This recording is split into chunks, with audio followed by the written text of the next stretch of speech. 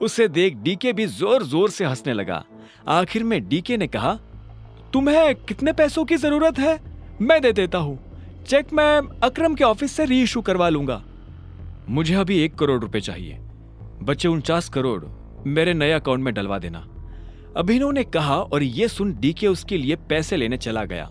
उसके जाते ही अभिनव बलराज के पास आया और बोला, एक बात बताओ, ये अलायना के बारे में तुम कुछ जानते हो क्या?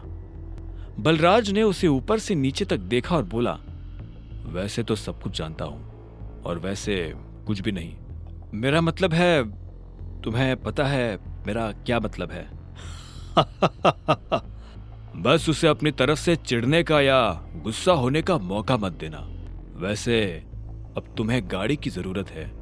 मैं अपने मैनेजर को बोल रहा हूं, यहां से सीधा ग्लोब मोटर्स जाओ।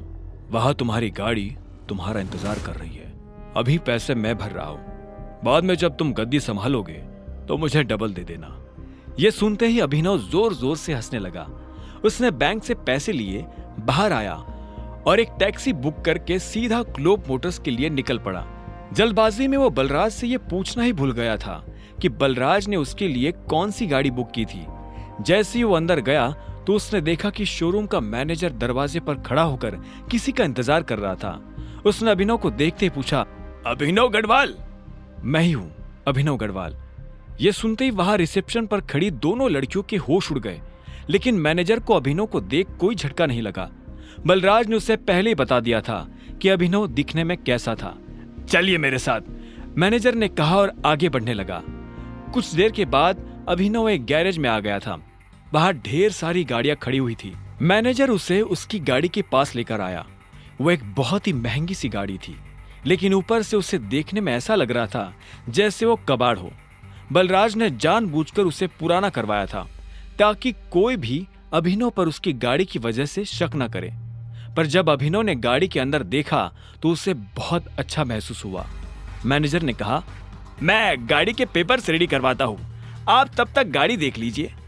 मैनेजर वहां से निकला और अभिनव ड्राइविंग सीट पर बैठने के लिए बढ़ने लगा, पर इससे पहले कि वो बैठ पाता उसे पीछे से एक आवाज आई, हेलो। यह आवाज एक लड़की की थी। अभिनव को लगा कि जरूर ये वही रिसेप्शन वाली लड़कियों में से कोई एक होगी, लेकिन जब वो पलटा तो हैरान हो गया। वो लड़की और कोई नहीं बल्कि चाहत थी। अभिनव ने चाहत को अनन्या के साथ अकरम की पार्टी में देखा था। चाहत और अनन्या दोस्त थी। ये सब क्या हो रहा है अभिनव? ये गाड़ी तुम खरीद रहे हो? तुम कौन हो और यहां क्या लेने आई हो? अभिनव ने तनी हुई आवाज में पूछा। चाहत को देख वो अपनी पहचान के लिए अलर्ट हो गया था। चाहत उसके सवाल पर मुस्कुराई और मीठी सी आवाज में बोली, मैं चाहत हूं, तुम्हारी बीवी की दोस्त, और ये सवाल तो मुझे तुमसे करना चाहिए। तुम यहाँ गाड़ी खरीदने कैसे आ सकते हो? अनन्या ने तो मुझे बताया था कि तुम गरीब हो। हाँ, मैं गरीब ही हूँ। ये गाड़ी तो मैं अपने बॉस के लिए लेने आया हूँ। चाहत ने उसे कुछ पल के लिए देखा और बोली, पक्का? झूठ तो नहीं बोल रहे हो? मैं तुमसे झूठ क्यों बोलूंगा?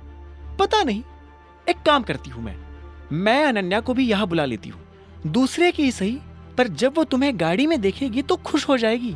नहीं, उसे बुलाने की क्या जरूरत है? क्यों बेकार में उसे परेशान करती हो तुम बताओ ना, मैं तुम्हारे लिए क्या कर सकता हूँ? यह सुनते ही चाहत के चेहरे पर मुस्कान आ गई। उसने कहा, मुझे चाहिए ट्रीट। क्या तुम मुझे ट्रीट पर लेकर नहीं चलोगे? देखो, मैं तुम्हारी बीवी की दोस्त हूं और मुझे नहीं लगता कि तुम्हें मुझे मना करना चाहिए। इससे पहले कि अभिनव उसकी बात का कोई जवाब दे पाता, चाहत ने गाड़ी का दरवाजा खोला और वो पैसेंजर सीट पर जाकर बैठ गई।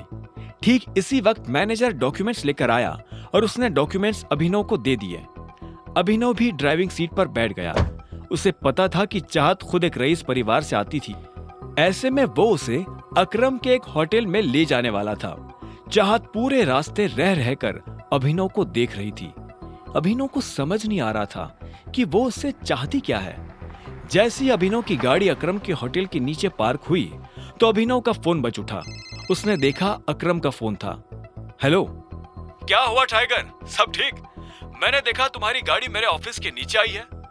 उधर से अकरम ने पूछा।